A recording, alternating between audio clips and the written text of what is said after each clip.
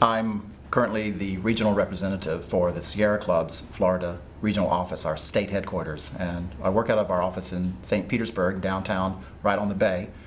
And we work on a couple of different issues. Most of my time I spend working on fighting harmful algae blooms through sensible solutions that really save taxpayers millions of dollars and restore our natural resources, our Gulf, our bay, our rivers, our creeks. Because pretty much every body of water in the Tampa Bay region is impaired, it's sick.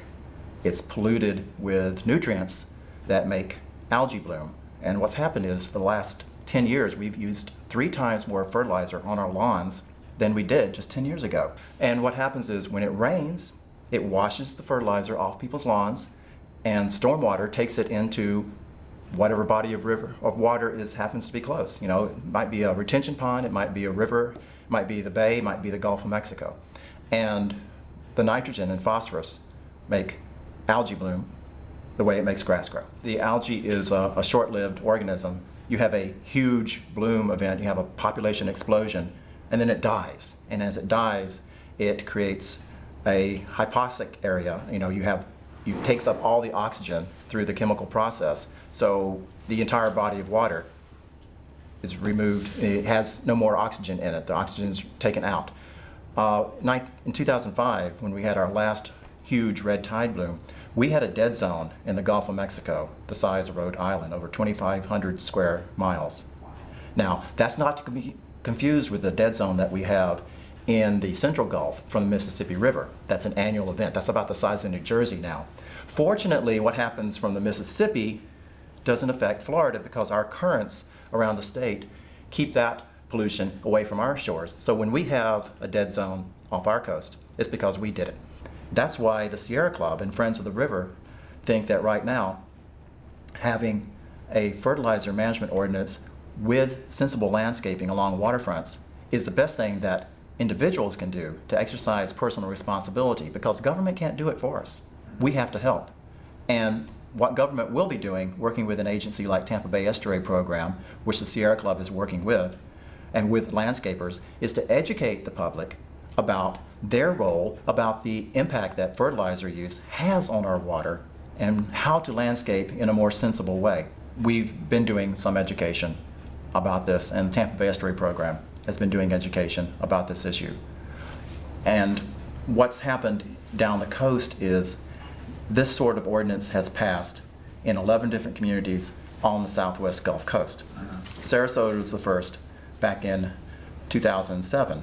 And since then, Sarasota is now in its second summer of having a rainy season restriction on applying nitrogen fertilizer to people's lawns. St. Petersburg did pass an ordinance back in March 2009, and that goes into effect next year. A lot of places like Fort Myers and Sarasota and Sanibel and Naples who've already acted on this and already have this kind of program in place. The big issue for them is that they have the most toxic type of harmful algae bloom.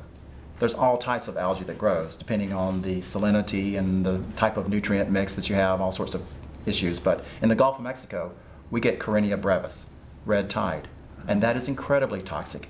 It kills fish by the millions, it kills dolphins, turtles, and it's not good for people. It drives away our tourists. We lost a third of our business on the Gulf Boulevard beaches in 2005 during the last algae bloom. And Sierra Club has organized a coalition for cleaner waters. We now have, I believe, 79 community organizations and businesses, neighborhood associations, businesses like the Hurricane Restaurant out at St. Pete Beach, and we're working with the Chambers of Commerce in Pinellas County on the beaches to show government that actually it's not just a few wacky environmentalists who wear Birkenstocks who want you to clean up the water. It's everybody, because water is our #1 natural resource here in Florida. We can make it a lot better, and actually it won't cost us money. We're spending millions and millions of dollars right now trying to clean it up, and we don't have much more money left to do that. This will save us because the government, the federal government, the EPA, under this administration, is going to crack down on Hillsborough County Commission, on City of Tampa.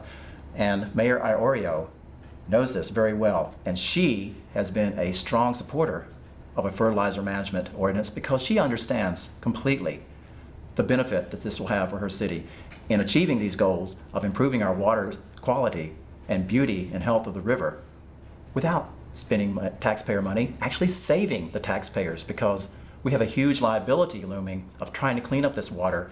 This is a way of getting a long ways down the road towards achieving that goal and not spending any money in doing it. What's not to like?